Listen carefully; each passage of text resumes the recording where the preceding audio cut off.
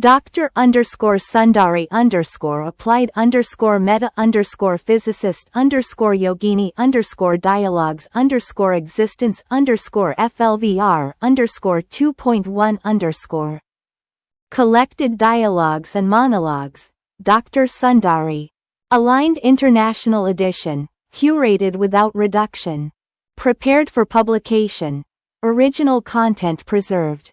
Spelling and punctuation lightly corrected. Audio file name. Dr. Sundari Applied Meta-Physicist Yogini Dialogues Existence flvr 2.1. Disclaimer. This recording shares personal experiences and observations of deep meditation. It is not medical or therapeutic advice and is not a recommendation to practice. Listeners should exercise personal consent and professional guidance where appropriate. My friend, my friend, my friend.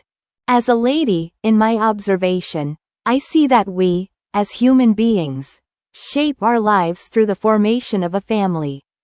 The family becomes both the starting point and the ending point of compromises. In truth, life itself can be viewed as a long chain of compromises, and the family is either the opening node that begins this chain, or the closing node where it all comes together.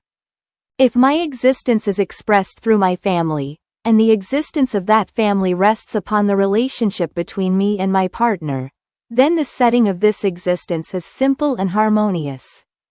Within such a unit, compromises are mutual, organic, and almost natural.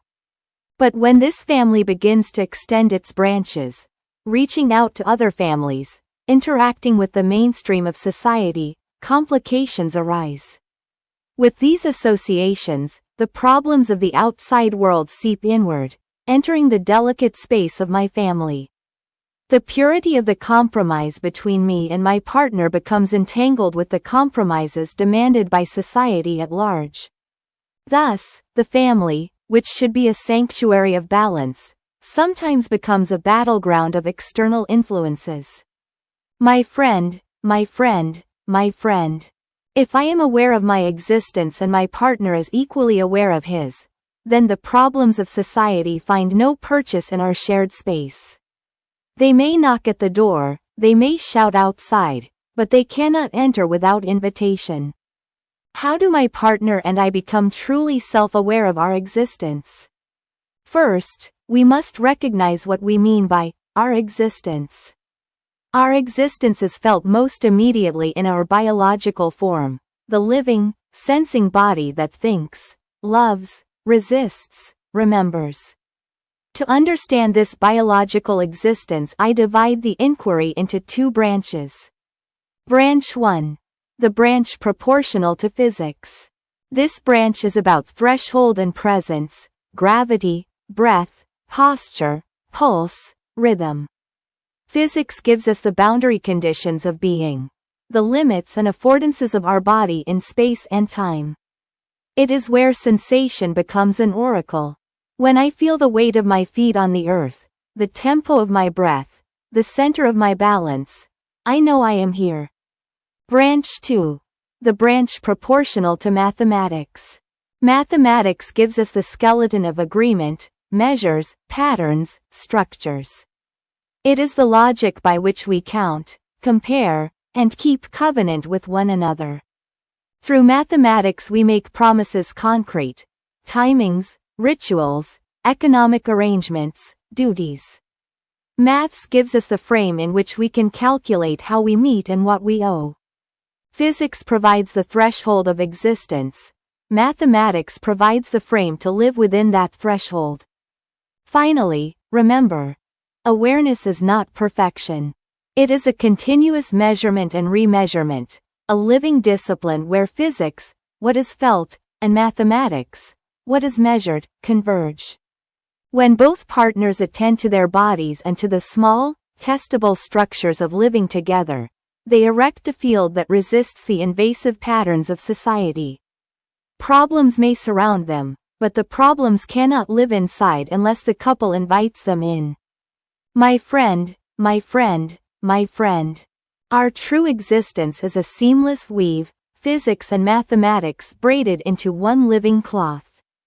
To be fully present is to feel the gravity of the body and to measure the patterning of our agreements, to stand in a breath and also count the cadence of a promise. Those who devote themselves to this braided inquiry, who try to translate experience into thresholds and formulas into experience, are what we call yogis and yoginis. At their core, these practices are not mystical departures from the sciences, they are a continuation in another language. Yogis and yoginis rely on the same primitives, limits, relations, measurements, and effects, but they speak them through breath, posture, ritual, gaze, and felt sensation. The methods of the yogic lineage often look different from modern textbooks. The measurements may be qualitative, the thresholds felt rather than instrumented, the notation handed down as gesture, mantra, or posture rather than as numerals and diagrams. Yet these differences are not divorces from physics and mathematics, they are alternative encodings. Ancient civilizations encoded the same realities in stories, symbols, and body practices. Modern science encodes them in symbols, equations, and instruments. Both attempt to describe how existence holds together. So when a yogini sits and listens to her own pulse, she is doing physics, sensing mass, rhythm, resonance. When she times her breath, times the intervals of gaze and touch, she is doing mathematics, creating discrete measures that can be repeated, compared, and refined. The lineage's language may be older, the expressions may be ritual, but the logic, threshold and count, cause and consequence, is recognizably the same. This is why the practice endures. It is not escape from the world of laws and numbers, but a parallel method to access the same architecture of being. The yogic path translates embodied experience into sustainable structure, so that one's life is both felt and calculable, intimate physics held within a living mathematics. My friend, my friend, my friend. I stand at a place of knowing. I can weave the strands of modern physics, contemporary mathematics, and the ancient wisdom of being into a single living thread. I do not merely repeat what has been written. I translate, I braid formulas and felt thresholds, instruments and rites, so that old languages and new technologies become mutual mirrors. Through this fusion of ancient method and modern tool, I have deciphered a rich treasury of insight. These discoveries are not mine to hoard. They are medicines and maps I now offer to the world, gifts for anyone who wishes to deepen their knowledge and enlarge their lived existence. What I share is practical and poetic. Ways to feel the body's laws, ways to count and covenant with life, and ways to build rituals that hold a partnering field steady against the noise of society.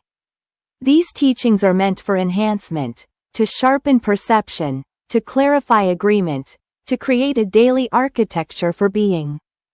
End of curated edition, content preserved, structure enhanced, _. Thanks for listening. This audio dialogue will end here now.